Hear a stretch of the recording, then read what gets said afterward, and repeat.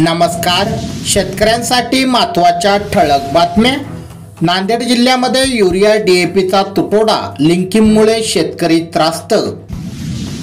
नांदेडला हळदीचे चुकारे थकल्याने लिलाव पाडले बंद. पुण्यात लंपीचा विळखा, सुप्रिया सुळेंची महापालिका आयुक्तांना उपयोजनाची पत्राद्वारे विनंती. सिंधुदुर्ग जिल्ह्यात पशुसंवर्धन विभागाची 103 पदे रिक्त. मराठवाड्यातील 11 मोठ्या प्रकल्पातील पाणीसाठा 35%वर. पशुपाल्यांसाठी वापरण्यात येणाऱ्या औषधांवर केंद्र सरकारने घातली बंदी.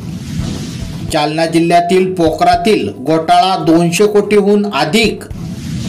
खानदेशात उष्णतेने लांबला केळी काढणी हंगाम.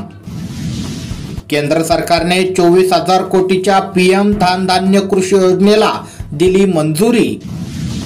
पावसामुळे विदर्भात 28,000 हेक्टरवरील पिकांचे नुकसान. 2025-26 मध्ये जागतिक मक्का उत्पादन 1,300 कोटी टन होण्याचा अंदाज, 3.8% वाढ.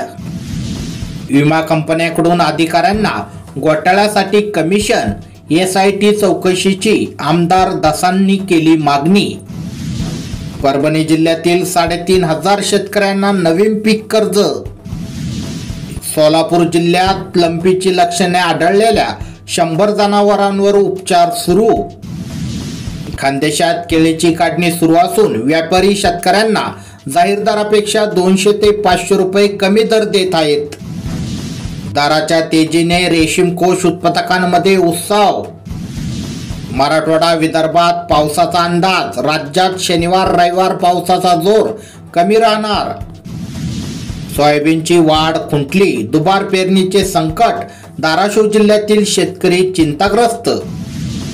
जुना पीक विमा योजनेत कंपन्यांनी 10,000 कोटीचा नफा कमवला, कृषी मंत्री कोकाटे.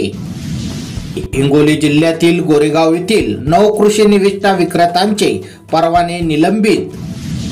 अशाच प्रकारच्या शेतीविषयक बातम्या दररोज तुमच्या मोबाईलवर बघण्यासाठी आपले चॅनल नक्की सबस्क्राईब करा. धन्यवाद.